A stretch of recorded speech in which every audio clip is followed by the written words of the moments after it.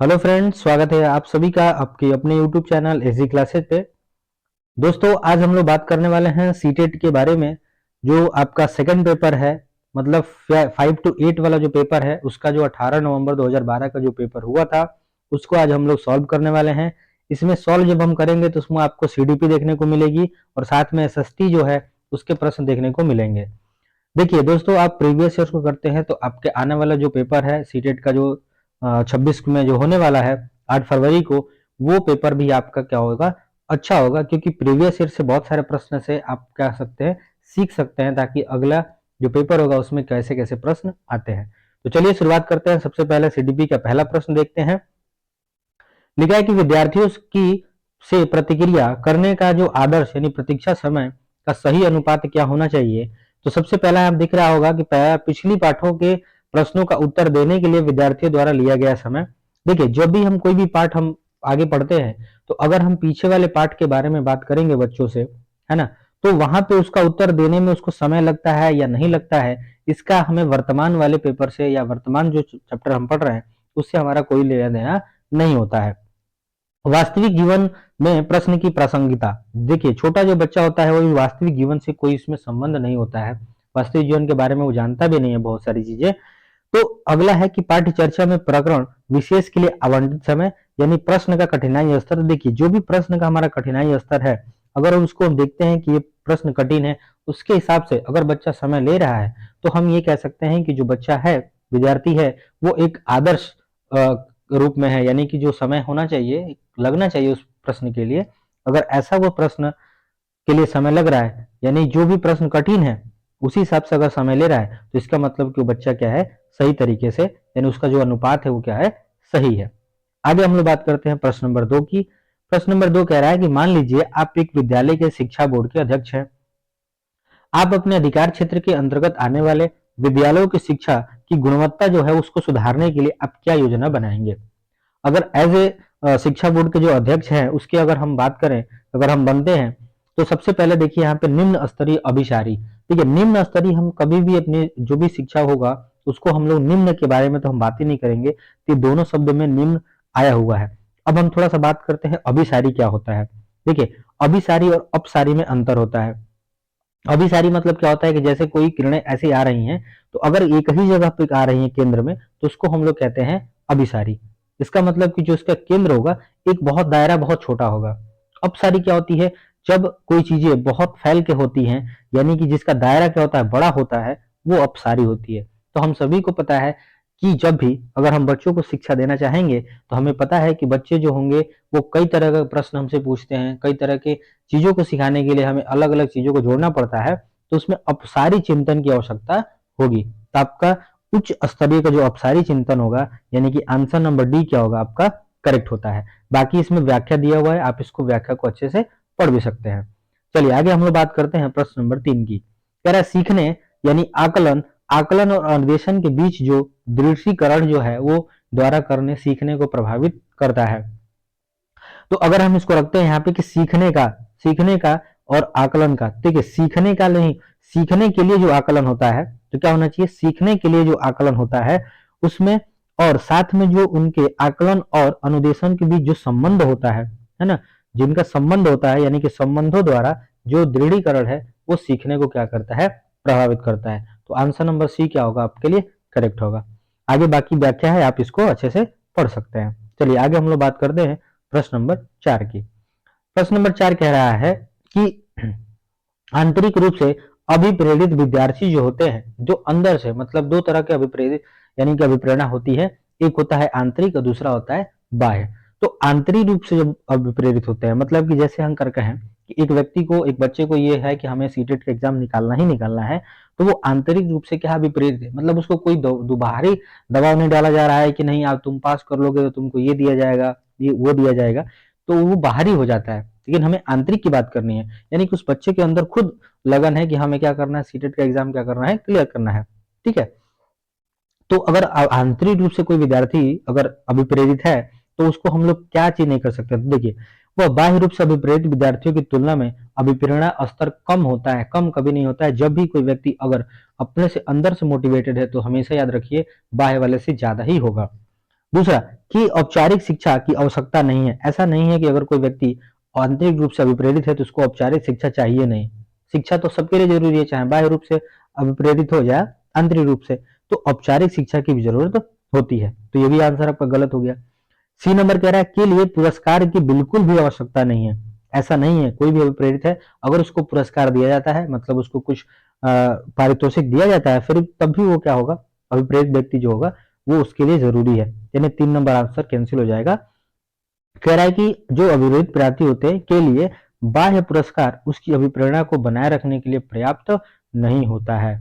मतलब कि अगर हम चाहें कि सिर्फ उसको बाह्य रूप से कुछ लालच देकर उसको हम क्या करें, पुरस्कार ही दे दें, सम्मान दे दें, तब उसको हम कहें कि भाई तुम ये काम कर दो, तो वो ऐसा नहीं है, उसके लिए वो पर्याप्त नहीं है। अंदर से जब प्रेरित है, इसका मतलब कि आंतरिक रूप से भी क्या होना चाहिए, प्रेरित होना चाहिए।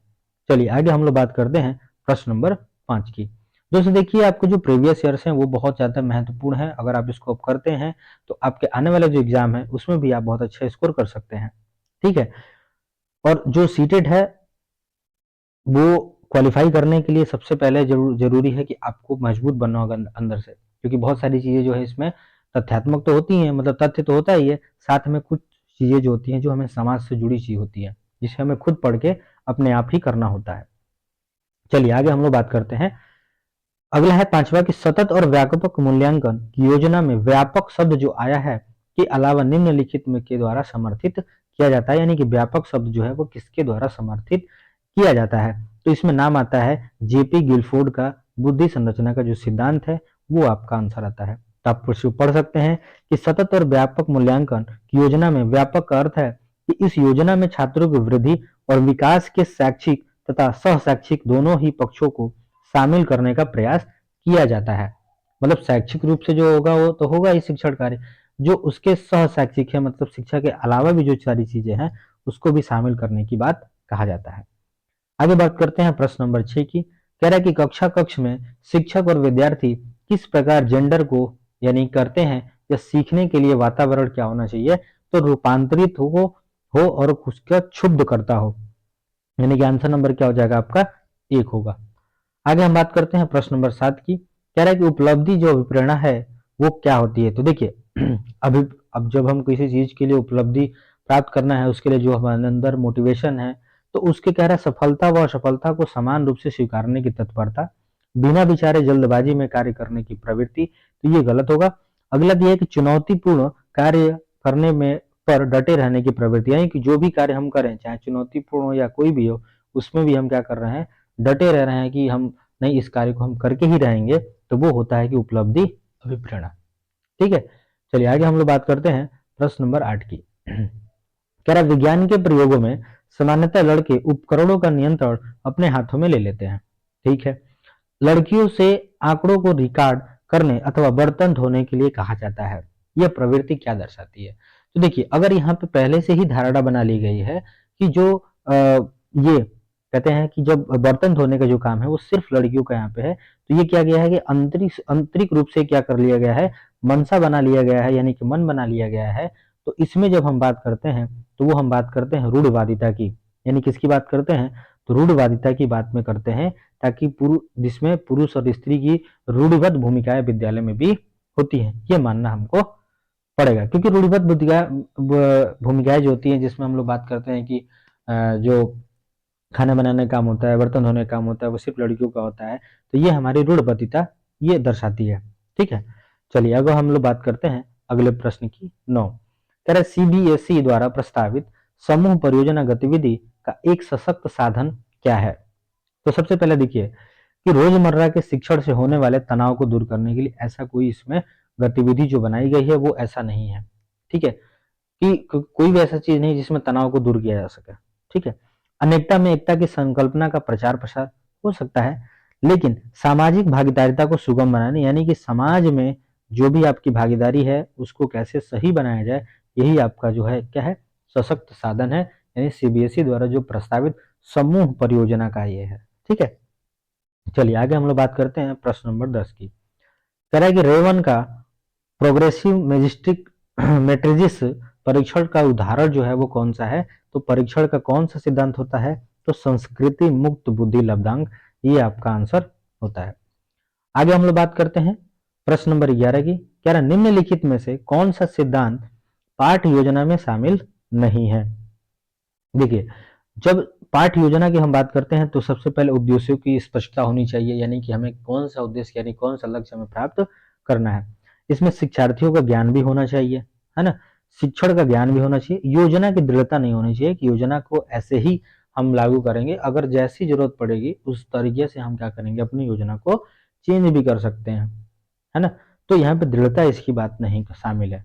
आगे हम लोग बात करते हैं प्रश्न नंबर 12 की। कह रहा है कि निम्न निशुल्क एवं अनिवार्य शिक्षा का जो अधिकार है 2009 में अनिवार्य जो शब्द आया है उसका क्या अर्थ होता है। तो देखिए, जब भी 2009 की हम लोग बात करते हैं तो जब अनिवार्य की हम बात करते हैं तो देखिए, सबसे पहले ये कहा गया 2009 का जो निःशुल्क अनिवार्य शिक्षा है, तो इसमें ये कहा गया कि सरकार जो होगी उचित दाखिले यानी कि उचित सरकारी दाखिले, उपस्थिति और प्रारंभिक शिक्षा की पूर्णता को सुनिश्चित करेगी। यानी कि जो प्रारंभिक शिक्षा है वो क्या करा जाए, उसमें जो भी बच्चे हैं उन सबको क्या किया जाए, प्रारंभिक शिक्षा तो प्रदान की ही जाए, यानी पूर्णता क्या किया गया, सुनिश्चित किया गया।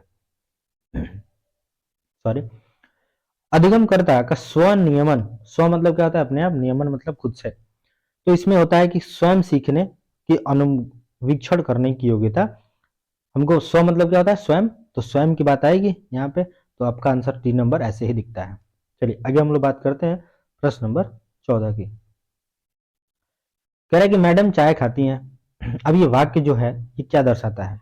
देखिए, सबसे पहले अर्थ विज्ञान एवं वाक्य दोनों की दृष्टि से गलत सही है, तो ये अर्थ सही तो है नहीं, ये आपका अज्ञानशील। दूसरा, अर्थ विज्ञान एवं वाक्य विन्यास दोनों की दृष्टि से गलत है, ये भी गलत है। दोनों की दृष्टि से गलत नहीं है, वाक्य विन्यास की दृष्टि से सही है, लेकिन अर्थ जो है विज्ञान की दृष्टि से गलत है। क्यों? क्योंकि यहाँ पे होना चाहिए क्या, कि मैडम चाय खाती हैं, देखिए सॉरी चाय पीती हैं। देखिए यहाँ पे लिखा है ना कि जो विज्ञान की वास्तविक दृष्टि से क्या हो रहा है कि मैडम चाय पीती हैं, ये होना चाहिए। चलिए आगे हम लोग बात करते हैं प्रश्न नंबर 15 की। कह रहा है कि सीखने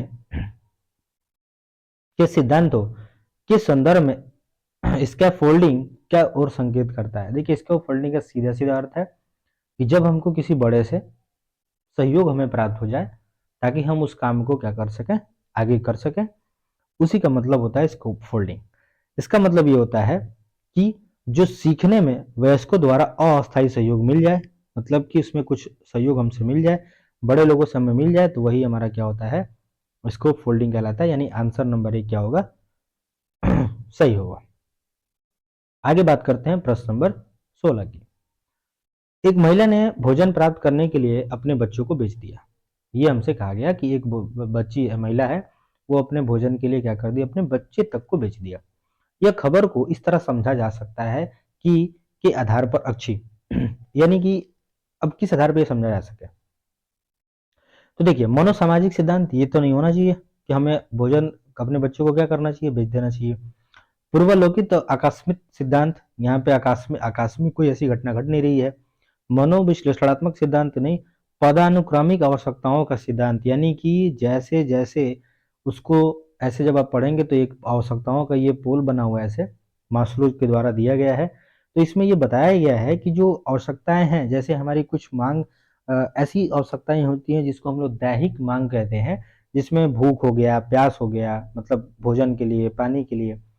तो उसमें अगर हम बात करते हैं तो उस व्यक्ति, उस महिला को क्या है भी जरूरत है, हमारी दैहिक यानी कि भोजन प्राप्त करना है, दैनिक मांग है। बाकी उसके अलावा भी और जैसे सुरक्षित है, जैसे सुरक्षा की मांग हो गया, सामाजिक मांग हो गया, सम्मान मांग हो गया, आत्मानुभूति मांग हो गया। लेकिन इन सबसे पहले हमारा जरूरी है क्या, तो वो दैहिक मांग जो होता है, जिसमें भोजन, पानी आदि सारी चीजें होती हैं। ठीक है, तो ये मैस्लो के द्वारा दिया गया था ये सिद्धांत, जिसको हम लोग पदानुक्रमित आवश्यकताओं का सिद्धांत कहा जाता है। ये भी प्रश्न आपको बन सकता है कि ये सिद्धांत किसने दिया, तो मैस्लो ने दिया था। आगे बात करते हैं प्रश्न नंबर 17 की। कह रहा है कि बुद्धि लब्धांक के आधार पर विभिन्न समूहों में विद्यार्थियों का वर्गीकरण उनकी स्व गरिमा को है और उनके शैक्षणिक निस्तारण को। देखिए, जब हम बुद्धि लब्धांक के आधार पर विभिन्न समूहों में विद्यार्थियों का जो वर्गीकरण करते हैं तो उसमें उनकी जो स्व गरिमा है उसको क्या करता है, वो घटा देता है। क्या करता है? घटा देता है। और उनके शैक्षणिक निष्पादन को भी क्या कर देता है? घटा देता है। यानी कि दोनों में क्या होना चाहिए? घटाता है, घटाता है।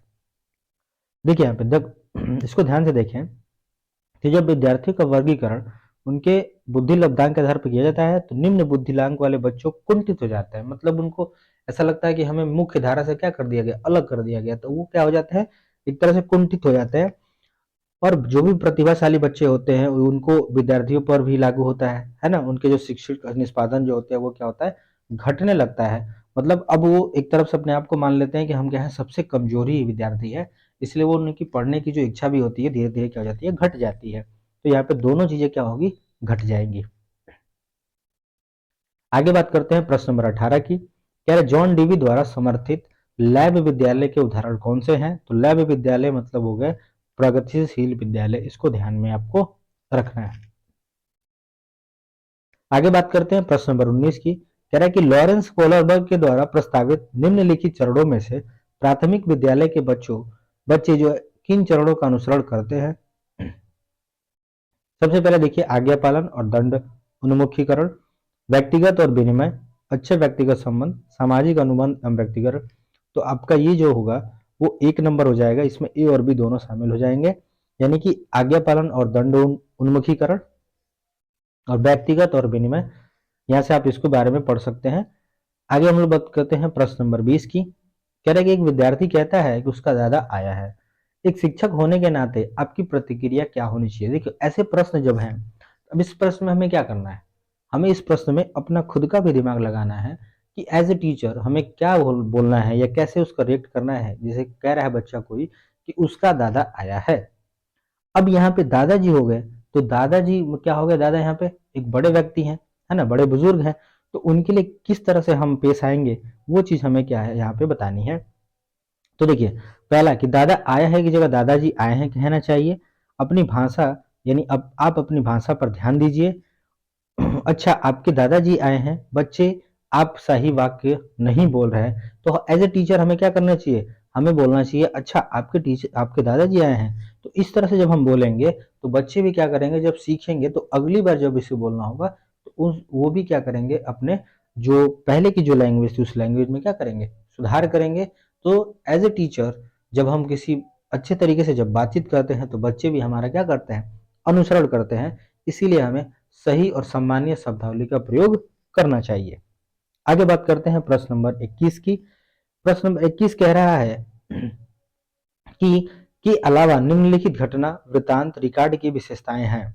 इसके अलावा तो जब हम बात करेंगे यह व्यवहार के व्यक्तिगत निष्ठ साक्ष्य है और इसलिए यह शैक्षणिक क्षेत्रों के लिए प्रतिपुष्टि यानी कि फीडबैक उपलब्ध नहीं कराता है। यानी कि आंसर नंबर आपका बी क्या हो जाएगा? आपका करेक्ट हो जाएगा। आगे बात करते हैं प्रश्न नंबर 22 की। कह रहा है कि मिश्रित आयु वर्ग के विद्यार्थियों की कक्षा से व्यवहार रखने वाले शिक्षक के लिए डैश का ज्ञान सर्वाधिक महत्वपूर्ण है। तो देखिए जब हम इसकी बात करते हैं तो मिश्रित आयु वर्ग के जो बच्चे होते हैं उनके जो कक्षा से व्यवहार रखने वाले जो शिक्षक के लिए विकासात्मक और अवस्थाएं यानी विकासात्मक अवस्थाएं जो होती हैं वो हमें क्या करना चाहिए? सर्वाधिक महत्वपूर्ण रखता है। आगे बात करते हैं प्रश्न नंबर 23 की। कह रहा है कि प्रतिभाशाली बच्चे जो होते हैं वो बिना किसी सहायता के लिए अपने सामर्थ्य का पूर्ण विकास करते हैं।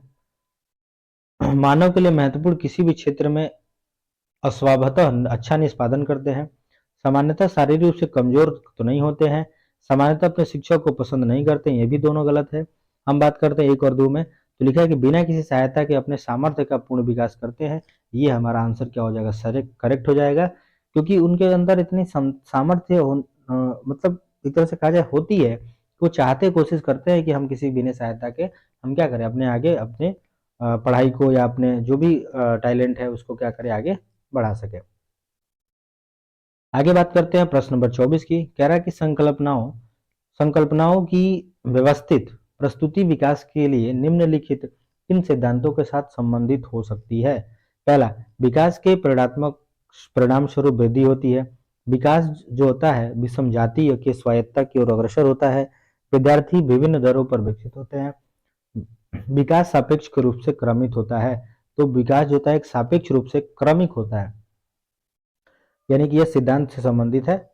ठीक है, आगे हम लोग बात करते हैं प्रश्न नंबर 25 की। क्या है कि शिक्षा का अधिकार अधिनियम 2009 के क्रियान्वयन के बाद कक्षा कक्ष अप्रभावित है, क्योंकि शिक्षा का अधिकार विद्यालयों की कक्षा की औसत आयु को प्रभावित नहीं करता है। ये गलत है, इसकी औसत आयु को भी क्या करता है, प्रभावित करता है।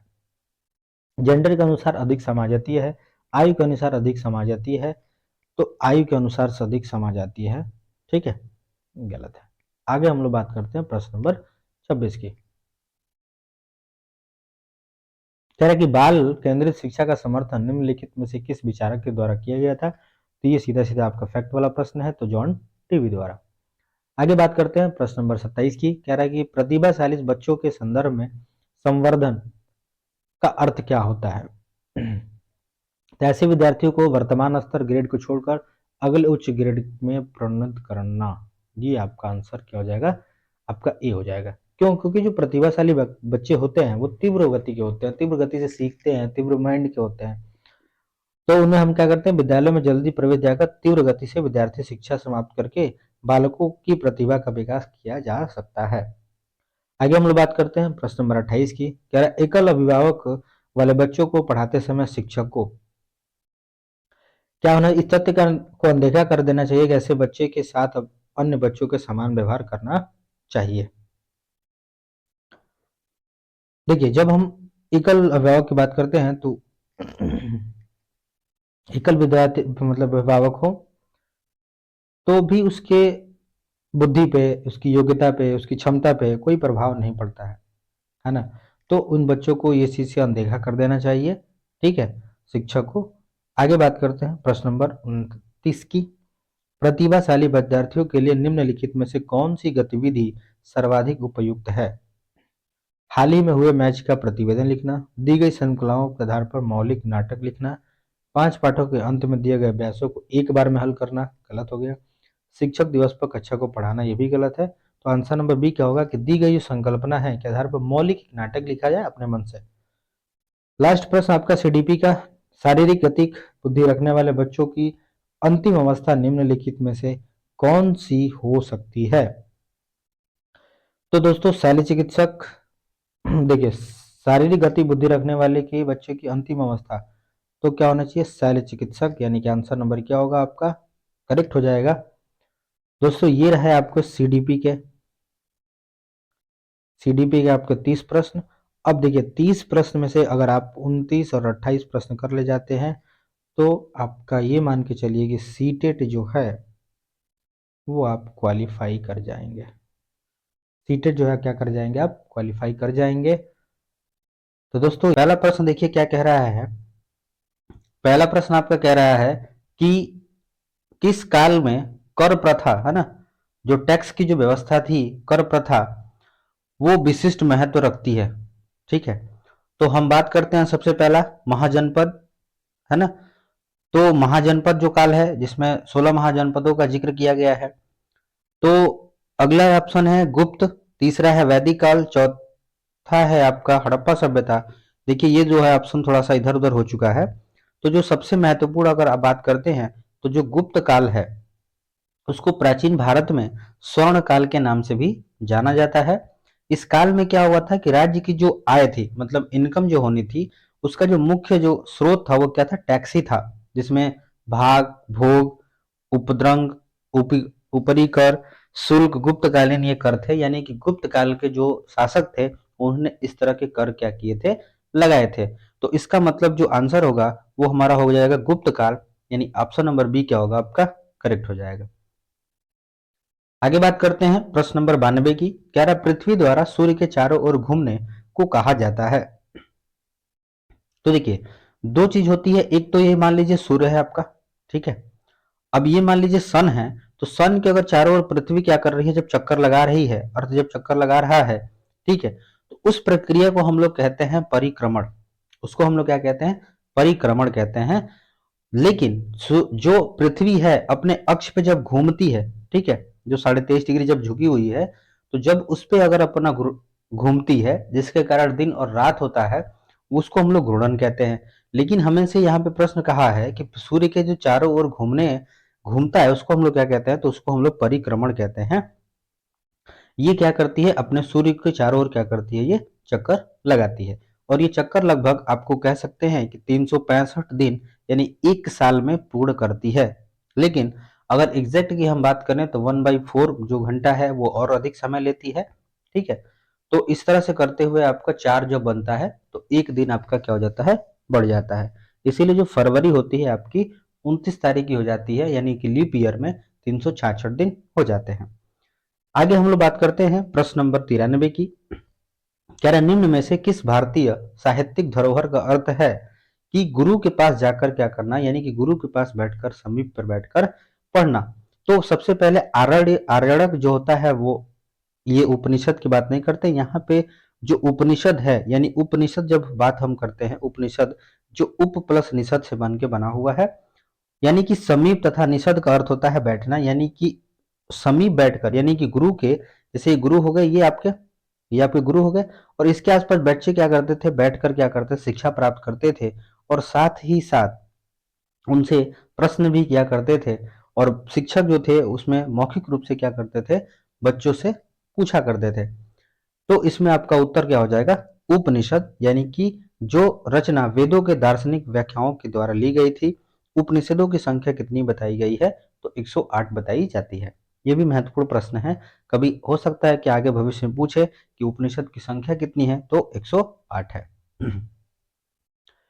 आगे बात करेंगे सबसे पहले कि भारत में मुंडा जनजाति किस निवास क्षेत्र में निवास करती है। तो देखिए, जो मुंडा जो जनजाति है वो, अगर हम बात करें तो वो होती है छोटा नागपुर का जो है, यानी छोटा नागपुर का जो पठार है उसी के आसपास ये देखने को हमें मिलती है। ये जनजाति जो होती है यह मुख्यतः झारखंड में, बिहार में, छत्तीसगढ़ के क्षेत्रों में क्या करती है, निवास करती है। ठीक है, चलिए आगे हम लोग बात करते हैं 19। अगला प्रश्न है 95 का। कह रहा है कि जब किसी व्यक्ति या समूह को किसी प्रतिरूप यानी इमेज के साथ जोड़ा जाता है तो उसे हम लोग क्या कहते हैं।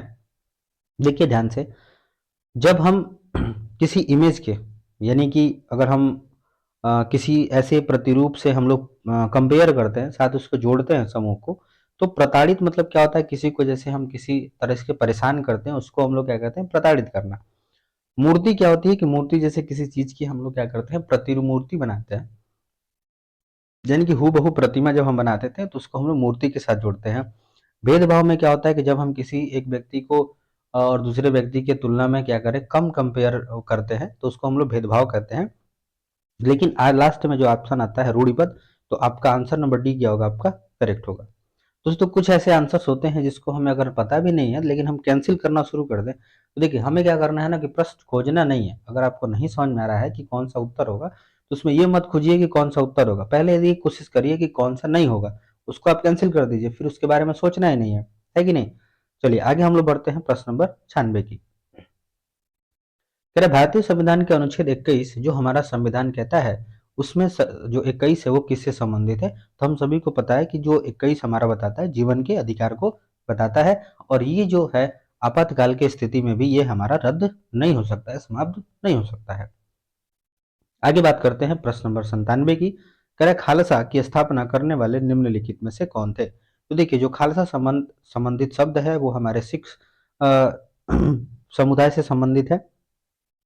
तो इनके जो संस्थापक हैं, यानी कि स्थापना करने वाले जो थे वो थे गुरु गोविंद सिंह, यानी कि ऑप्शन नंबर ए क्या होगा आपका करेक्ट हो जाए। इन्होंने 1699 में की थी, ये भी याद रखना है कि कब किया गया था, तो 1619 में, 1699 में किया गया था। और सिख धर्म की जो स्थापना किए थे वो कौन थे, तो गुरु नानक देव ने की थी। आगे बात करते हैं 98 के बारे में। कह रहा है कि विश्व शांति का विचार किस मुगल शासक ने आगे बढ़ाया। तो देखिए जब हम शांति की बात करते हैं कि, और वो भी मुगल शासक में, तो नाम एक ही आता है जिसका नाम था अकबर। यानी कि अकबर ने क्या किया था, ये अकबर विशेष प्रयास के सभी धर्मों की विशेषताओं को मिलाकर एक नया धर्म जो थी जिसका नाम था दीन ए इलाही की स्थापना की थी, जो 1581 में मानी जाती है। तो अगर इसको हम याद रखें कि अगर अकबर के द्वारा कौन सा धर्म चलाया गया था, तो उसका नाम ही याद रखना है, दीन ए इलाही नामक धर्म चलाया था। और इसकी स्थापना कब की थी, तो 1581 में की थी। तो आंसर नंबर सी क्या होगा आपका करेक्ट होगा। आगे बात करते हैं प्रश्न नंबर 99 की। कह रहा है कित्तूर की ब्रिटिश विरोधी आंदोलन का नेतृत्व किसने किया था? यानी कि कित्तूर जो प्रदेश था, कृदिश जो एक जगह थी, वहां से कौन जो था अंग्रेजों के विरुद्ध आंदोलन शुरू किया था, उसका नेतृत्व कौन कर रहा था? तो हम लोग बात करते हैं तो नाम आता है रानी चेन्नम्मा की। इन्होंने यानी कि कित्तूर यानी कर्नाटक रियासत की चेन्नम्मा रानी जो थी, रानी चेन्नम्मा, उन्होंने 1824 ईस्वी में किया था। आगे हम लोग बात करते हैं प्रश्न नंबर 100 की। कह रहा है कि स्थान, लोग, वस्तुएं व प्रकृति जो किसी भी जीव को घेरे रहती है क्या कहलाती है? तो उसको हम लोग क्या कहते हैं? पर्यावरण कहते हैं, यानी इन्वायरमेंट कहते हैं। आगे बात करते हैं प्रश्न नंबर 101 की। कह रहा है पिंड जिनमें अपनी ऊष्मा व प्रकाश नहीं हो लेकिन वे तारे की रोशनी से चमकते हैं, उनको हम लोग क्या कहते हैं? तो देखिए, उनको हम लोग कहते हैं ग्रह। देखिए, तारा, एक होता है तारा और एक होता है ग्रह, दोनों में अंतर क्या है? तो तारा जो होता है, अगर हम तारे की बात करें तो जिनके पास क्या होता है? स्वयं की गर्मी, स्वयं का प्रकाश उपस्थित होता है, इसीलिए सूर्य भी क्या है? एक तारा ही है। लेकिन ग्रह जो होते हैं वो सूर्य मतलब तारे के प्रकाश के कारण ही वो हमें दिखाई पड़ते हैं। उनके पास ना कुछ, न तो रोशनी होती है, न तो उनके पास उष्मा होती है, तो उसको हम लोग क्या कहते हैं? ग्रह कहते हैं। आगे बात करते हैं प्रश्न नंबर 102 की। कह रहा है निम्न में से वायुमंडल की कौन सी परत वायुयान उड़ाने के लिए आदर्श मानी जाती है? तो देखिए, अगर हम ऑप्शन तो इसका समताप होगा, लेकिन क्षोभ मंडल की अगर बात करें तो क्षोभ मंडल में हमें हेलीकॉप्टर उड़ाने की देखने को मिलती है, और साथ में आपको मौसम से जितनी भी संबंधित घटनाएं होती हैं वो हमको क्षोभ मंडल में दिखती है। लेकिन अभी हमसे पूछा है वायुयान यानी कि एरोप्लेन उड़ाने के लिए, तो सबसे जो ज्यादा मानी जाती है वो समताप मंडल माना जाता है। सॉरी। आगे बढ़ते हैं 104 पे। कह रहा है कि जब बहुत सी औद्योगिक इकाइयां एक दूसरे के नजदीक स्थित होती हैं और अपनी नजदीकी का लाभ उठाती हैं, वह क्या कहलाता है? देखिए, जब औद्योगिक इकाइयां मतलब कि जहाँ पे फैक्ट्रियां लगी हों, कारखाने लगे हों, तो और एक दूसरे के नज़दीक स्थित होती हैं और अपनी नज़दीकी का लाभ उठाती हैं, मतलब ये कह सकते हैं कि जैसे मान लीजिए कि कहीं एक कंपनी में किसी ऐसे कार्य हो रहा है जिसका सामान अगले कंपनी में क्या करता है? काम आता है, कारखाने में काम आता है। तो इस तरह के जो हम लोग का जो क्षेत्र होता है उसको हम लोग औद्योगिक क्षेत्र के नाम से जानते हैं। सॉरी। आगे बढ़ते हैं 105 की। कह रहा है निम्नलिखित में से कौन से वनों की पत्तियों के गिरने का निश्चित समय नहीं होता है, इसलिए वे अभी अनावृत नहीं दिखते हैं? तो देखिए, जो उष्णकटिबंधीय सदाबहार जो वन होते हैं, इनकी जो पत्तियों का गिरने का निश्चित समय नहीं होता है ना? जैसे यहाँ लिखा है ना कि जहाँ वार्षिक वर्षा जो होती है लगभग 200 सेंटीमीटर होती है, और तथा जलवायु जो होती है अनुकूल होती है, मतलब इनके हिसाब से होती है। इस प्रकार के वृक्षों की पेड़ों की पत्तियां नहीं गिरती हैं। ऐसे वृक्ष रबर हो गया, महोगनी हो गया, रोजवुड हो गया, आबनूस हो गया, और ये कहाँ पाई जाती हैं? तो उत्तर पूर्वी भारत, पश्चिमी घाट पर और अंडमान एवं विशेष प्रदेश में पाए जाते हैं। तो देखिए, व्याख्या को भी आप पढ़ के और भी सारे प्रश्नों को क्लियर कर सकते हैं। चलिए फिर आगे हम बढ़ते हैं प्रश्न नंबर 106 की तरफ। कह रहा है भारत की सर्वोच्च यानी कि कानून निर्माण जो संस्था है वो कौन सी है? तो हम सभी को पता है संसद यानी कि पार्लियामेंट ही है, जहाँ पे हमारे नियम कानून जो भी हैं उसको बनाया जाता है। आगे बात करते हैं प्रश्न नंबर 107 की। थोड़ा सा प्रश्न इधर उधर हो चुका है, लेकिन फिर भी हम देखते हैं। जब राज्य धार्मिक क्रियाओं में किसी प्रकार का हस्तक्षेप नहीं करता है तो उसे हम लोग क्या कहते हैं? तो उसे हम लोग धर्मनिरपेक्षता की बात करते हैं। यानी कि किसी भी एक धर्म को बढ़ावा देने के लिए, किसी भी एक धर्म को बढ़ावा देने के लिए जो राज्य है कोई भी कदम नहीं उठाती है। क्यों? क्योंकि हमारा हमारा जो देश है वो धर्मनिरपेक्षता है। इसका मतलब सभी धर्मों को समान रूप से देखा जाता है। आगे हम लोग बात करते हैं प्रश्न नंबर 108 की। कह रहा संसाधन जो किसी क्षेत्र में पाए जाते हैं परंतु जिनका अभी उपयोग नहीं किया गया है उनको हम लोग क्या कहते हैं? तो देखिए, जो ऐसे संसाधन का सबसे पहले अर्थ समझ लिए। संसाधन का अर्थ होता है जो ऐसी वस्तुएं, ऐसी चीजें जो हमारे लिए समाज में मतलब हमारे लिए उपयोगी हो जाए, वो हमारे लिए संसाधन है। अगर हम जिस चीज के बारे में हम जानते ही नहीं है, भले वो मौजूद है लेकिन वो हमारे लिए यूजफुल नहीं है, उसको हम लोग क्या कह देते हैं? संभावित संसाधन कह सकते हैं। कि हो सकता है कि वो हमारे लिए संसाधन के रूप में या हमारे लिए उपयोग में आ सकता है, इसलिए उसको हम लोग क्या कहते हैं? संभावित संसाधन कहते हैं। आगे हम लोग बात करते हैं, कह रहा है कि मुगल वास्तुशिल्प मिश्रण है। जो मुगल वास्तुशिल्प यानी कि वहाँ पे जो वास्तुशिल्प है वो किसका किसका मिश्रण है, तो हमको देखने को मिलता है। तो मुगल ये फारस के थे, तो फारस और भारतीय यानी कि भारत में रहते थे, तो भारतीय शैली यहाँ पे हमको देखने को मिलती है। आगे हम लोग बात करते हैं प्रश्न नंबर 110 की। कह रहा है भारत की मानक जो देशांतर रेखा है उसका जो मान क्या है, तो 42 सॉरी 82 यानी 82 डिग्री 30 मिनट पूर्व देशांतर ये माना जाता है। ठीक है।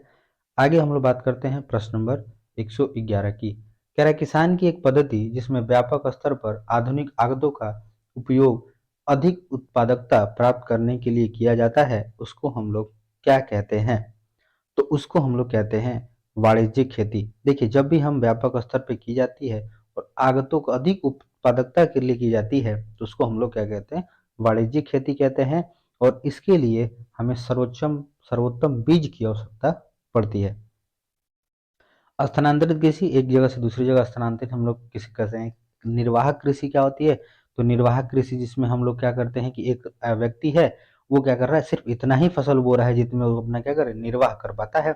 गहन कृषि, ये अलग तरह की कृषि होती है जिसमें सिर्फ उतने ही आवश्यकता के अनुसार ही हमारी की जाती है, वो गहन कृषि होती है। लेकिन वाणिज्यिक कृषि क्या होती है, जिसको हम लोग बेचने के उद्देश्य से ही करते हैं, जैसे गन्ना की खेती हो गई, कॉफी की खेती हो गई, कपास की खेती होगी, ये सारी चीजें हमारा वाणिज्य से संबंधित होता है।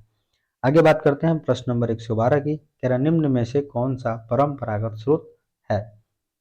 परंपरागत स्रोत क्या होता है कि ऐसे स्रोत जो हमारे पहले से क्या है, मौजूद है ना। जीवाश्म जो है वो परंपरागत स्रोत का उदाहरण है, तो ये होगा जीवाश्म ऊर्जा, ये आपकी हो जाएगी।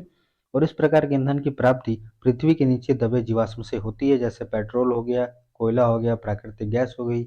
ये हमारे पहले से ही क्या है, मौजूद है, जिसका उपयोग हमें इस तरह से किया जाता है कि आने वाली पीढ़ी को भी उस चीज का लाभ मिल सके। आगे हम लोग बात करते हैं प्रश्न नंबर 113 की। जब एक देश पर दूसरे देश के दबदबे से राजनीतिक, आर्थिक, सामाजिक और सांस्कृतिक दबाव यानी बदलाव आते हैं, तो उस प्रक्रिया को हम लोग क्या कहते हैं, तो उसको हम लोग औपनिवेशीकरण कहते हैं। मतलब कि एक देश दूसरे देश पे क्या कर दे, पूर्ण रूप से उसमें बदलाव ला दे, चाहे सांस्कृतिक रूप से हो, चाहे सामाजिक रूप से हो, या आर्थिक हो, या राजनीतिक हो। अगर कोई भी बदलाव आ रहा है उस देश के कारण आ रहा है उस देश में, दूसरे देश में, तो इसका मतलब वहां पे औपनिवेशिक कारण कहा जाता है। आगे हम लोग बात करते हैं प्रश्न नंबर 114 की। कह रहा है कि उत्तरी अमेरिका का पूर्वी तट व जापान के आसपास जो समुद्र मत्स्य प्रचुर है, यानी कि मछली का जो प्रचुर मात्रा देखा जाता है, क्यों, क्योंकि क्या रीजन है तो वहां पे गर्म और ठंडी धाराओं का क्या होता है, मिलन होता है। आगे बात करते हैं 115 की। कह रहा है कि एक निश्चित क्षेत्र जहां रहने वाले सभी मतदाता अपनी प्रतिनिधि चुनते हैं, उसको हम लोग क्या कहते हैं, तो उसको हम लोग निर्वाचन क्षेत्र कहते हैं, जहां पे एक मतदाता अपने प्रतिनिधि चुनता है। आगे बात करते हैं 116 की। कह रहा है कि भारतीय स्वतंत्रता संग्राम में दांडी यात्रा की किसकी शुरुआत माना जाता है, तो जब दांडी यात्रा जब कहा किया गया, तो उस समय महात्मा गांधी जी के द्वारा किया गया था, तो वो सविनय अवज्ञा आंदोलन था, यानी कि आज्ञा का उल्लंघन के लिए किया गया था, है ना। यानी कि इसमें ये था कि हमें जो भी टैक्स लगे हुए थे अंग्रेजों के द्वारा, जो लगाए गए थे नमक के ऊपर, उसको हमें क्या करना है, तोड़ा जाता है। और ये बात कब की है, तो 6 अप्रैल 1930 की बात है सॉरी। आगे बात करते हैं 117 की। कह रहा है शास्त्रीय नृत्यों के संबंध में निम्नलिखित में से कौन सा कथन सत्य है, तो पहला, कथकली जो है कथक शैली का शास्त्रीय रूप है। दूसरा, इसमें बात करता है कथक शैली को शास्त्रीय नृत्य के रूप में मान्यता केवल स्वतंत्रता प्राप्ति के पश्चात मिली। तो अगर अब इसमें हम देखा जाए तो शास्त्रीय नृत्यों के 8 मान्य रूप हैं। इसमें हम लोग कौन कौन से बात करते हैं, तो भरतनाट्यम तमिलनाडु में, ये भी याद रखिए, हो सकता है कि आगे आने वाले प्रश्न में पूछ दे कि भरतनाट्यम कहाँ का है, तो तमिलनाडु। मणिपुरी मणिपुर का है। कथक जो है उत्तर प्रदेश का है। कथकली जो है केरल का है। कुचिपुड़ी जो है आंध्र प्रदेश। मोहिनीअट्टम जो है वो केरल का है। ओडिसी जो कि उड़ीसा का है। और संत त्रिया जो है वो असोम का है। असोम का। ये सारे चीज जो है 8 रूप में माना जाता है। आगे बात करते हैं 118 की। कह रहा है निम्न में से कौन सा अपर्दन स्थल रूप है, तो देखिए, अपर्दन अपर्दन का मतलब ये होता है कि जब बरसात होती है, जैसे आप लोग देखे होंगे कि जब ये जमीन होती है ठीक है, वो जमीन का जो इलाका होता है अगर पानी के बहाव के कारण ये कट के कहीं और शिफ्ट हो जाती है तो उसको हम लोग क्या कह देते हैं, अपर्दन कह देते हैं। तो यहाँ पे कह रहा है हिमाड, छत्रकशिला, लोयस या डेल्टा। तो डेल्टा तो बनाती हैं वो नदियाँ जब आती हैं, पानी जब ऊपर से नदियाँ आती हैं तो वहाँ पे जो ऐसे ऐसे अपना ट्रिब्यूटरी बना जाती हैं, तो जो इलाका होता है उसी को हम लोग डेल्टा कहते हैं, है ना। तो यहाँ पे जो आंसर होना चाहिए वो क्या होना चाहिए, छत्रकशिला होना चाहिए। आगे बात करते हैं प्रश्न नंबर 119 की। कह रहा भारत में राज्य के राज्यपाल की नियुक्ति कौन करता है। तो राज्यपाल की नियुक्ति कौन करता है, तो भारत के राष्ट्रपति करते हैं। ये 155 के अनुसार राज्यपाल, राज्यों के राज्यपाल की नियुक्ति का अधिकार राष्ट्रपति को प्राप्त है। अनुच्छेद भी याद आपको याद रखना है, तो 155। आगे बात करते हैं 120 की। कह रहा विश्व की 80% से अधिक जनसंख्या निवास करती है। तो कहाँ निवास करती है, तो एशिया व अफ्रीका में बात करते हैं, क्योंकि एशिया जो है सबसे बड़ा महाद्वीप माना जाता है। तो एशिया हो जाएगा और अफ्रीका, यहाँ पे 80% जनसंख्या क्या करती है, निवास करती है। आगे हम लोग बात करते हैं प्रश्न नंबर 121 की। कह रहा निम्नलिखित में से कौन सा संसद की कार्य प्रकरण को पढ़ाने का सर्वश्रेष्ठ तरीका है। तो देखिए, जब हम संसद का जो कार्य होते हैं, अगर उसके लिए हमें कहीं किसी बच्चे को पढ़ाना है, तो उसके लिए सबसे जरूरी यानी या सबसे सर्वोत्कृष्ट जो तरीका है वो कौन सा है, तो मुद्दों पर सहमति बनाने के लिए वाद विवाद का आयोजन कराना चाहिए। क्योंकि संसद में भी क्या होता है, किसी भी एक मुद्दे के ऊपर वाद विवाद की जो प्रक्रिया है वो चलती है। आगे बात करते हैं 122 की। कह रहा है कि सतत और व्यापक मूल्यांकन रूप मुख्य रूप से डैश पर बल देता है। तो जो सतत और व्यापक मूल्यांकन जो है वो क्या करता है, तो बच्चों के व्यवहार का सतत अवलोकन करने पर जोर देता है। एनसीएफ 2005 में सतत व्यापक मूल्यांकन की संतुष्टि की गई है। इसके अंतर्गत बालकों के व्यवहार का सतत अवलोकन किया जाता है। आगे बात करते हैं प्रश्न नंबर 123 की। कह रहा सामाजिक विज्ञान की शिक्षिका अक्सर वस्तुनिष्ठ प्रश्न वाला रूपात्मक आकलन करती हैं, लेकिन उसे उनके द्वारा विकसित परीक्षण की विश्वसनीयता को बढ़ाने के लिए क्या करना चाहिए। तो सबसे पहले है कि यह पता लगाना चाहिए कि अन्य शिक्षक क्या करते हैं, प्रश्नों की संख्या बढ़ाना, मानकीकृत परीक्षणों का प्रयोग, यानी कि एनसीईआरटी द्वारा प्रकाशित उदाहरण रूपी पुस्तिकाओं में दिए गए प्रश्नों का प्रयोग। तो ये भी गलत, ये भी आपका जो आंसर होना चाहिए कि मानकीकृत यानी कि जो स्टैंडर्ड बनाया गया है उसी हिसाब से परीक्षण का प्रयोग करना चाहिए। आगे बात करते हैं प्रश्न नंबर 124 की। कह रहा है कि सामाजिक विज्ञान को बच्चों को करना चाहिए किस साथ लैस। तो देखिए, सामाजिक विज्ञान में बच्चों को क्या करना है, स्वतंत्र रूप से चिंतन करने की योग्यता को साथ, ठीक है। आगे बात करते हैं प्रश्न नंबर 125 की। कह रहा है निम्नलिखित में से कौन सा अन्योन्य यानी पारस्परिक अधिगम की विशेषता है। तो देखिए, सीखने का उत्तरदायित्व विद्यार्थी और शिक्षक दोनों के द्वारा साझा किया जाता है। सीखने का जो उत्तरदायित्व दोनों के यानी शिक्षक हो या बच्चे हो, दोनों के द्वारा साझा किया जाता है। आगे बात करते हैं प्रश्न नंबर 126 की। कह रहा है कि समाज विज्ञानों के नियामक मानदंड संबंधी आयाम निम्नलिखित आयामों में से किसे शामिल करते हैं। तो बात करते हैं, तो समानता की बात करते हैं। आगे बात करते हैं प्रश्न नंबर 127 की। कह रहा है कि मौसमी उपकरणों के माध्यम या उपकरणों के द्वारा मौसम संबंधी सूचनाएं एकत्र करना उदाहरण है। तो ये उदाहरण है आपका प्राथमिक आंकड़ों का, यानी कि आंसर नंबर सी क्या होगा आपका, करेक्ट होगा। आगे बात करते हैं प्रश्न नंबर 128 की। कह रहा है प्रथम पीढ़ी के अधिगमकर्ता की अभिभावक शिक्षक अभिभावक संघ यानी पीटीए में अपने बच्चों की शैक्षिक समस्याओं से निपटने में अपनी अयोग्यता का अभिव्यक्त करते हैं। एक शिक्षक के रूप में आप क्या करेंगे। तो सबसे पहले ये कि उन्हें ये बताने की तसल्ली देंगे कि अपने बच्चों के बारे में उनका ज्ञान उन बच्चों के व्यवहार करने में सहायता के लिए सर्वाधिक महत्वपूर्ण है। ये होगा आपका जो आंसर होना चाहिए वो डी। क्यों, क्योंकि हमें ध्यानपूर्वक देखने के लिए कहेंगे। उन्हें अपने बच्चों को पढ़ाई पर जो दिया जाने वाला समय है उसको ध्यानपूर्वक देखें। आगे बात करते हैं प्रश्न नंबर 129 की। कह रहा है कि लोकतांत्रिक राजतंत्र पढ़ाते समय सामाजिक विषयों की शिक्षिका अपनी कक्षा से बातचीत करने के लिए स्थानीय कॉलेज से राजनीतिक विज्ञान के विशेषज्ञ को आमंत्रित करती हैं, ठीक है। इससे पहले कि विशेषज्ञ उनकी कक्षा से बातचीत करें, शिक्षिका को निम्नलिखित में से किसकी साझेदारी उनके साथ करनी चाहिए। तो उसमें देखिए, सबसे पहले तो कक्षा में कुछ विद्यार्थी ऐसे होते हैं जो आरक्षित श्रेणी से संबंधित है, ऐसा नहीं है। इस प्रकार प्रकरण के लिए अनुदेशात्मक उद्देश्य होना चाहिए। कक्षा के लिए प्रस्तावित जो है पाठ्यपुस्तक ये नहीं, इस प्रकरण पर आधारित आकलन का प्रकार, यानी कि आंसर नंबर बी क्या होगा आपका करेक्ट हो जाएगा। आगे बात करते हैं प्रश्न नंबर 130 की। कह रहा है राष्ट्रीय स्तर पर सामाजिक विज्ञानों की पुस्तक की निम्नलिखित में से कौन सी सर्वाधिक महत्वपूर्ण विशेषता है। तो इसे ऐसा होना चाहिए ताकि सभी सामाजिक समूह उसके साथ संबंधित हो सके। ये आपका प्रश्न नंबर 130 का आंसर क्या हो जाएगा, ए नंबर आपका क्या होगा करेक्ट होगा। आगे बात करते हैं प्रश्न नंबर 131 की। कह रहे निम्नलिखित में से कौन सी शिक्षण सहायक सामग्री महाद्वीपों के अनुपातिक क्षेत्रों व आकार को दर्शाने के लिए सबसे अधिक उपयुक्त है। तो होगा विश्व का भौतिक मानचित्र। इसमें हम क्या कर सकते हैं, उनके अनुपातिक क्षेत्रों के बारे में पता कर सकते हैं। आगे बात करते हैं प्रश्न नंबर 132 की। कह रहा है कि एक कक्षा में कुछ आदिम जनजातियों के लिए के बच्चे भी शामिल हैं, ठीक है, तथा इसके कारण उस कक्षा में सांस्कृतिक विविधता का माहौल है, सही है। शिक्षक द्वारा इसका प्रभावी ढंग से इस्तेमाल करने हेतु निम्नलिखित में से कौन सा तरीका सबसे उपयुक्त होगा। तो देखिए, जब हमें अलग अलग सांस्कृतिक विविधता का वहाँ पे माहौल मिल रहा है, तो सबसे पहले देखना यह है कि विद्यार्थियों से अपनी संस्कृति और उनके सबसे अधिक मूल्यवान तथा सम्मानित बिंदुओं से जुड़े प्रकरणों पर क्रियात्मक शोध करने के लिए कहना ये शिक्षक के लिए उपयुक्त होगा। तो आंसर नंबर 1 क्या होगा करेक्ट होगा। आगे बात करते हैं प्रश्न नंबर 133 की।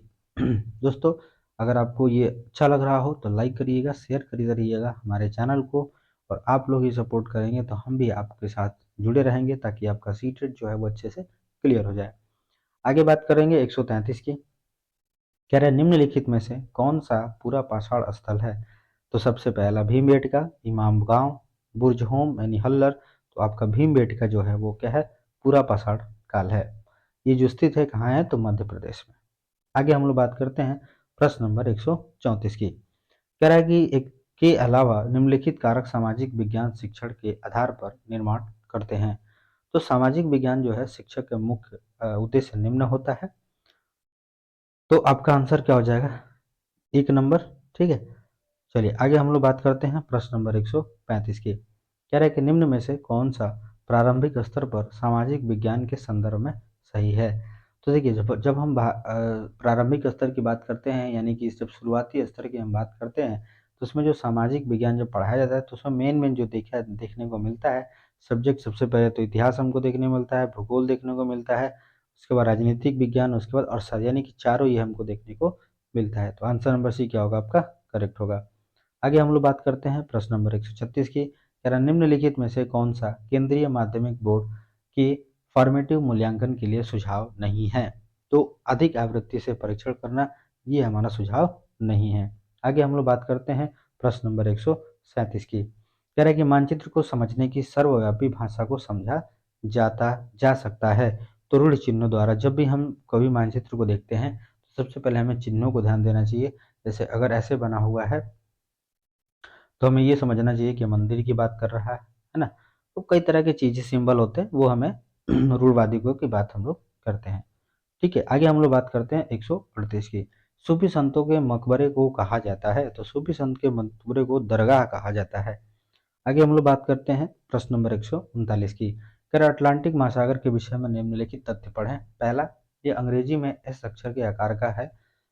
इसकी तट रेखा सरल रेखीय व निर्बाध है। तीसरा, व्यापारिक दृष्टि से यह सबसे व्यस्त महासागर है। उपरोक्त कथनों में से कौन सा यह से सत्य है। तो आपका आंसर नंबर क्या होगा ए, यानी ए और सी आपका क्या हो जाएगा करेक्ट हो जाएगा। आगे हम लोग बात करते हैं प्रश्न नंबर 140 की। मौर्य शासक अशोक द्वारा लड़ी गई लड़ाई का स्थल कलिंग वर्तमान में कहाँ है। तो इसका आंसर जो हो जाएगा डी नंबर, यानी कि उड़ीसा। ऑप्शन नंबर डी क्या होगा आपका करेक्ट होगा। आगे बात करते हैं प्रश्न नंबर 41 की। क्या जीवन की उत्पत्ति यानी विकास के शिक्षण हेतु अध्यापक को अवश्य भ्रमण करना चाहिए। जो भी विकास उत्पत्ति के जो शिक्षण के अध्यापक हैं उन्हें कहाँ भ्रमण कराना चाहिए। तो वो आपका हो जाएगा प्राकृतिक इतिहास संग्रहालय, यानी कि आंसर नंबर 3। आगे बात करते हैं प्रश्न नंबर 42 की।